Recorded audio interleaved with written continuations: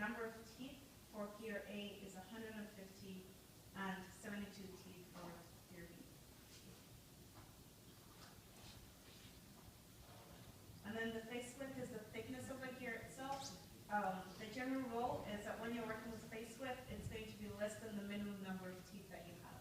Since I'm making a gear train, at the end of the day, this gear train has 35 teeth being the minimum. As long as the face width is less than 35, it'll be good. So I'm going to limit at 20 millimeters.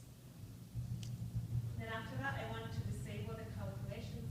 You have to disable the calculations. If you don't disable them, then you'll get some design failures. We really don't care about them. We're not working with real gears, and that's why that would happen, but you might as well disable it that way you don't have it.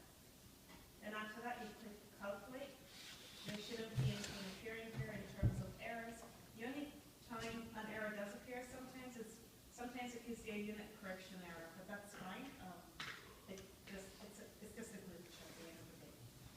Then after that, you click OK, and you have to rename all the gears. This is more important for your project than it is for anything else, but you might as well get into the habit of renaming all the gears. That way you don't forget to do it. And the reason why, again, is because when the TAs are marking it, their gears are named the default names. And as a result, if your gears are named the same thing, there will be errors in marking, and as a result, you might get a 0 for that. So you want to rename all the gears, including the sub-assembly. So you're just clicking on it and clicking on the 3 dots there on the right-hand side and renaming it to anything that you want. This is the assembly itself, so I'm going to name it AB. And doing the same thing for the 2 gears. Spur gear 1 is spur gear A, and spur gear 2 is spur gear B.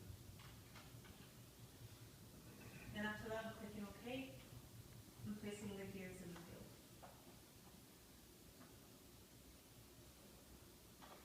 I'm going to do that once again. Okay. The reason why I'm doing it again is because this button right here is checked.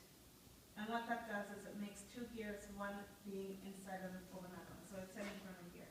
In order to just make them 2 spare gears that are connected or meshing together, you want to uncheck that. But the only disadvantage now is that I have to rename everything. So let's do that here. And it has to be something completely different from what you named before. So I'm going to name it spare gears AB, and then spare gear A, and spare gear B. That's because they were already saved, the other ones. They're somewhere in the folder, and if I try to rename them again, it won't allow me to do it. Clicking OK, placing my gears. Then I'm going to do the same thing for all the other gears. So the second one, spare gear C, has 120 teeth, module 1. Now, that's the only gear that I'm making. So what I'm going to do is for the second one, is I'm going to change it from component to no model. Whenever you're making spare gears, they're going to come in pairs. So you just need to create no model for the second one. That way you just have 1 gear at the end of the day. Again, clicking calculate, clicking OK, and renaming everything. This is the assembly file, and I'm just going to name it C, and this is the prep file, which is also going to be C. And then lastly, here's D and E, having 35 teeth and 170 teeth.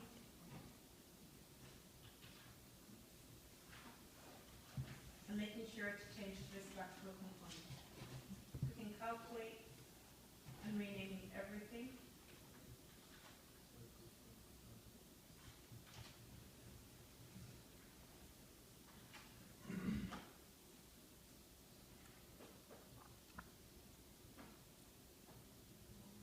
Then after that, I have to open each individual spur gear and export it as an STL. MapleSim only takes STL files. So maximizing the drop-down menu and then just right-clicking and opening it. Then after that, I'm going to export it as an STL. So export CAD format and STL, which is third from the bottom. I see.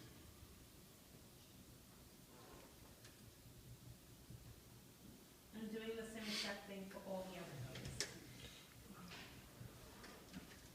Make sure to open them and then export. Some people, what they do is they try to export it from right here. And what happens, say, if you were trying to export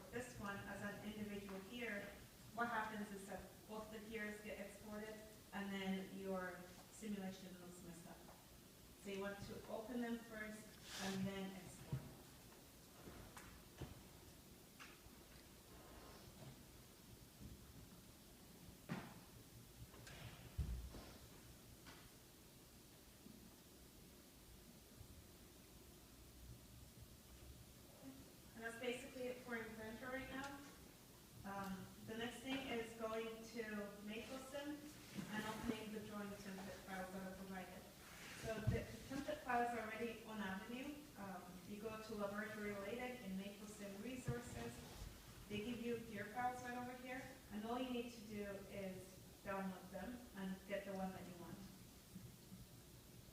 So since today we're working with spray gears, I'm going to open an ideal spray gear model. And since it's in a zip folder, I actually need to take it out of the zip folder, that way I'm able to open it. And I'm just going to open.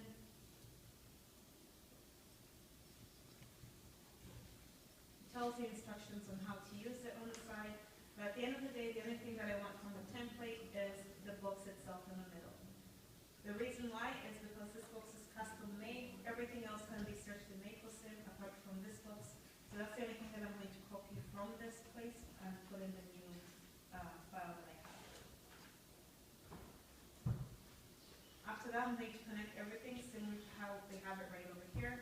There are two CAD geometries. This is where you're going to be attaching the STL files that you have already exported from Inventor. Then you have the inertias at the input point and the output point.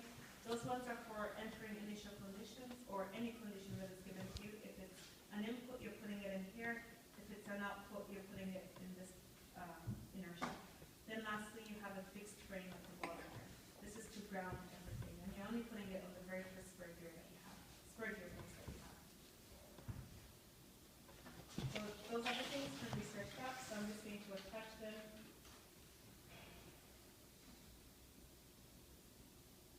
I need two inertias.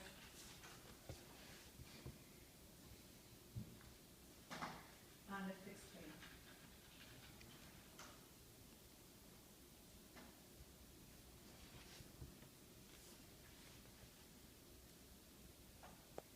And then connecting the CAD geometry at the top there, the inertias on the side, and the fixed frame on the bottom. I'm also going to attach probes to the inertia. The reason why is because I want to have some graphs. So in order to do that, there are two ways of doing it. You can attach a probe by just selecting it from right here and clicking where you want to attach it. Or you can just right click on it and attach a probe as well.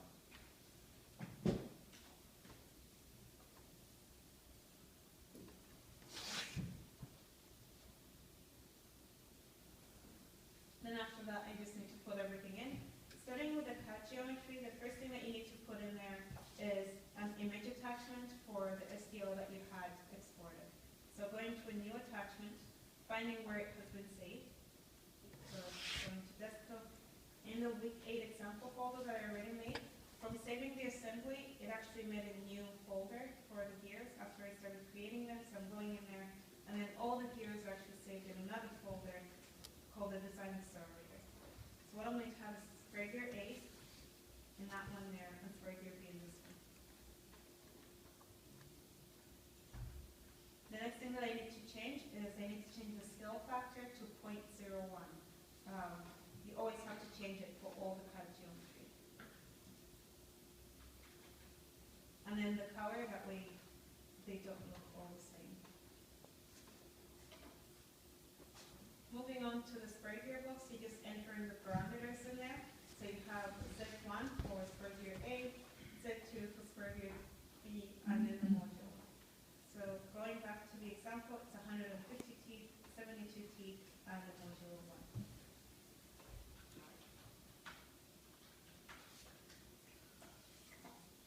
In the inertia, the input, I'm going to put the initial condition. The initial condition that is given is the initial velocity, which is 12 radians per second. And I'm just putting it right over here in the absolute angular velocity component. And as you can see right now, it's a negative sign. I want it to be a check mark.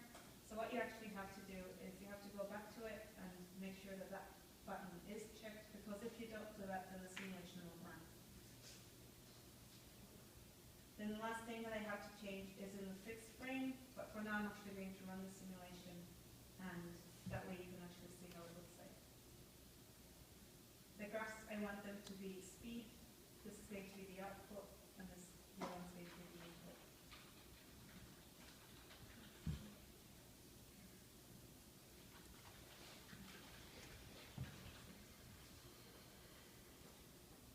When you're running it for the very first time, it takes a really long time to actually run. Are there any questions?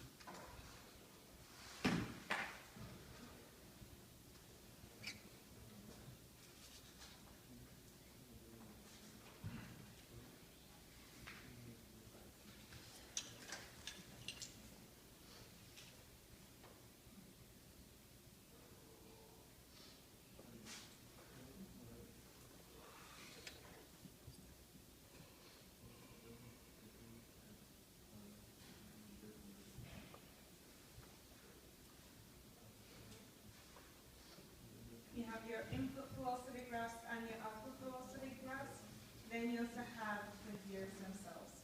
This right here, this gray thing is the fixed frame.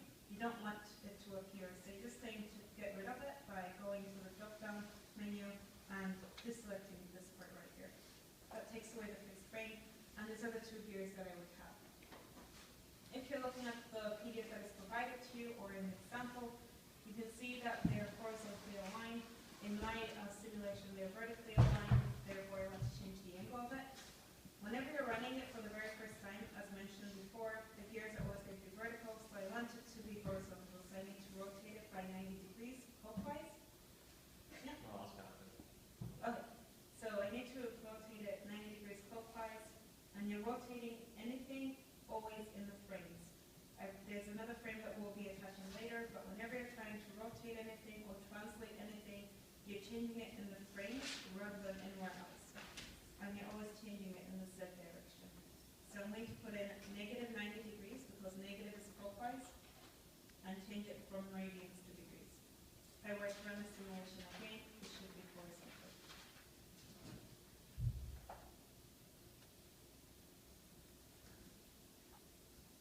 And that's what you would want to have as your final result. Any questions? Yeah? So like, this is only part of like one that you do. The part 2s and 3s, you have to manually assemble them before you actually put them into the Mason file. No, I'm going to go through bricks to figure it out. Okay. But you don't need to assemble. The only thing that you're doing in Inventor is making the gears. That's it. Okay. So moving on to the second example, I'm not going to make a new file. All I'm going to do is I'm going to get rid of that connection. And in order to attach a new spur gear, I need another spur gearbox. So I'm just copying that over and then connecting it in between the two. Since it's only one, spur gear C, I want spur gear C to be connected to spur gear B. What I'm going to do is I'm going to attach that next gear onto the second part of it, not the first one. If I attached it to the first one, what would happen is that this spur gear C would actually be aligned with the center point of B. I want it to be right next to it, so I'm attaching it to the second one. Then after that, I also need to connect the two spur gearboxes in between by using a rigid body frame.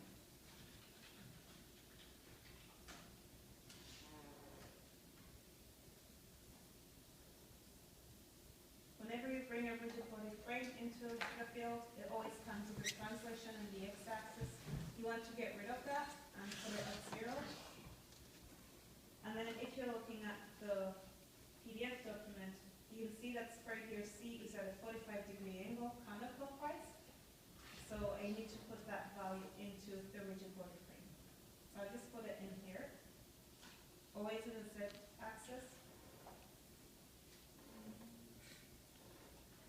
And then I need to enter the parameters into the spur gearbox. The parameters that I'm using is from spur gear B to spur gear C, so it's 72T to 120.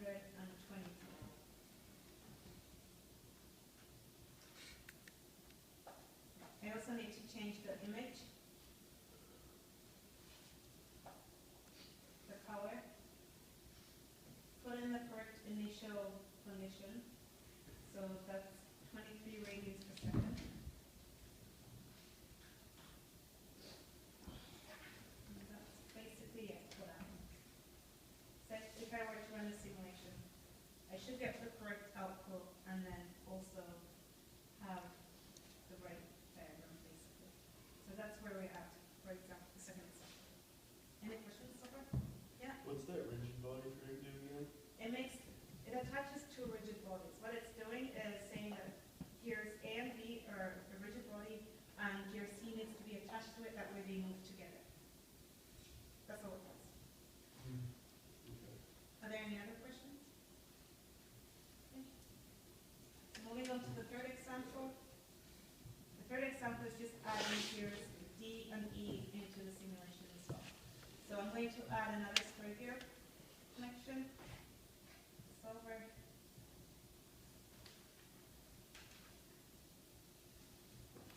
I need two CAD geometries.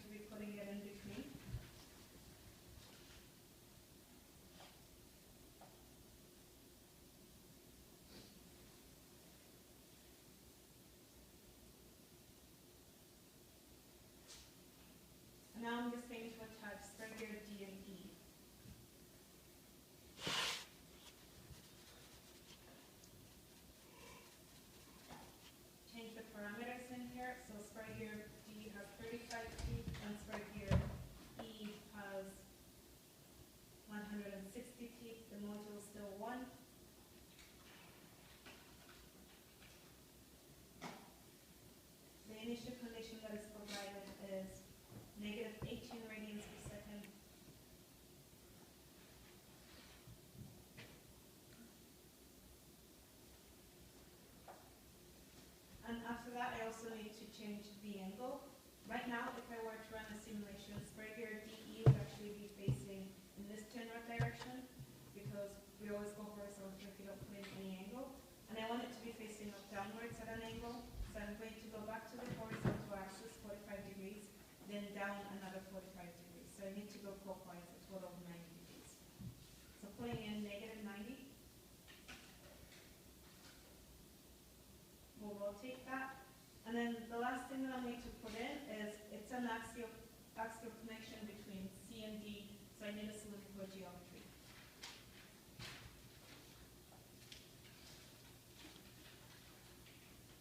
And that will be for the axle that you're putting in there. So you're connecting it to the rigid body frame. You specify the radius of it.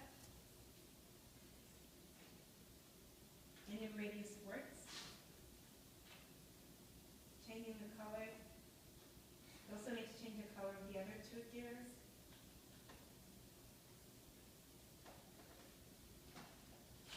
And the last thing that I need to change in the rigid body frame is a translation. That way, it's a certain distance away from the other gears. If I were to run the simulation at this point, the two gears that I've added would be meshing with gear speed. So putting in a translation, always in the z-axis, and put it at 0.1 for now. It might be too large. And again, the distance can be whatever you want, as long as there is a distance that you have specified. And then running the simulation.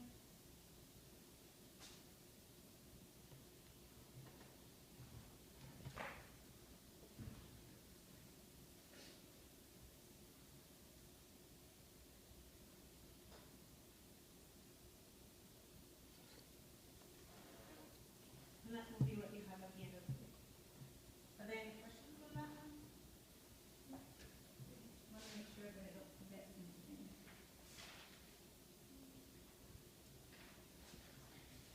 Okay, so that's all that you need to do for MapleSim in general, but I want to show you things that you might need to know for the test next week. The first one is the graphs, as you can see them right now. If I were to run the simulation, they always come in radians per second.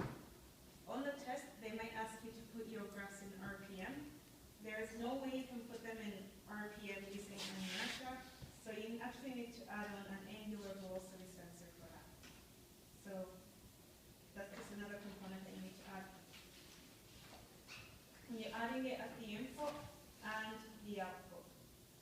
I'm going to rotate this and disconnecting it to the inertia points.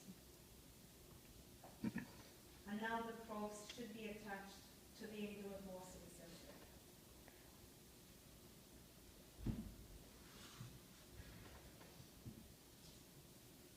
You need to specify what the value should be for those probes. So the units I'm going to use are RPM for both of them. And then we just enter the initial conditions in the inertia. And you can enter them in whatever values or units that you want. And at the end of the day, the graphs that will be outputted would be in RPM. Like that. So that's the very first thing. The other thing is meshing problems with gears. Let me change it to the front view. Sometimes when you run the simulation, the gears don't actually mesh well, as you can see right over there. So in order to change that, you actually have to go to the CAD geometry and rotate one of the gears by pi divided by the number of t for that gear. So if I wanted to rotate this gear slightly, I would rotate it in the z-axis, and it would be by pi divided by 72t.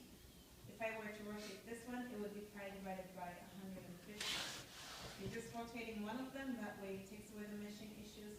And this is the only time you're actually rotating anything in the CAD geometry. So putting in pi divided by 72. Running the simulation again. Now the gears are actually meshing. And you want to do that because you will need to take a picture of your simulation, and the gears should be meshing for the most part. Sometimes you will try to actually do that, and most of the gears will mesh, but some won't. If you get to that point and you've tried multiple values and it's not meshing, just give up on it and move on. We really don't care too much about it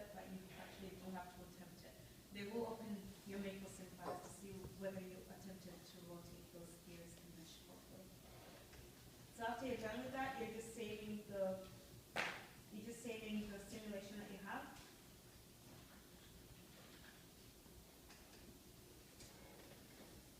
And in regards to the assembly in inventory, you're going to be packaging all these gears and putting them in a folder.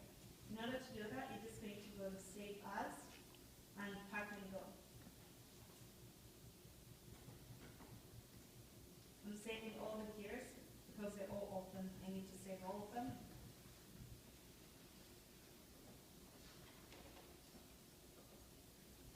And then you get to this point right here, you need to make sure that all these are checked. Sometimes depending on the computer that you're sitting on, they might not be, but you need to make sure that they are. And then you're going to save a destination folder. Select a destination folder where you're going to save it. So I'm going to put it in the same example folder, and then I'm going to make a folder inside of that called Pack and Go.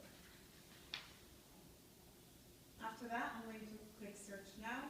It tells me how many files are in the assembly file, the space that is required. Once that's done, I'm clicking Start. It's going to create the folder and clicking Done once it's finished. Then the last thing that you need to do for submission is you're going to go where everything is located. You're going to create a zipped folder, so you're just right-clicking, going to New, and a compressed zip folder. You're saving it as your Mac ID and your student number. Then you're dragging the Pack and Go folder in there, your MapleSim folder, and your calculations. So if you go on Avenue, there is another example submission PDF document that is there. So looking inside of it, what you have is you have your student name, student number, your Mac ID, and your version that you're completing. You have to include all these elements. If you do not include them, you're losing 4 marks for each one that you don't have there. And then you have your gear calculations, your output velocity that you have calculated. Then you have the 2D model of your simulation from MapleSim, your 3D model, your input and output graphs, and the conclusion of some sort. So you have that PDF, and you're also putting it in your compressed folder, so technically you should have 3 things in there, and that's what you would be submitting at the end of the day. The submission checklist is on Avenue, and I recommend that you look at it, and it will be the same procedure from now on to the end. Are there any questions?